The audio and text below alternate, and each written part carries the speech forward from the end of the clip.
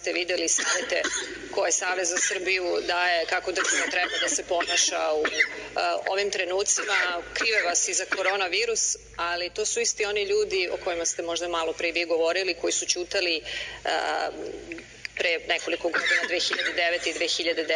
Ste videli savete koje Savez za Srbiju daje kako država treba da se ponaša u ovim trenucima. Krive vas i za koronavirus,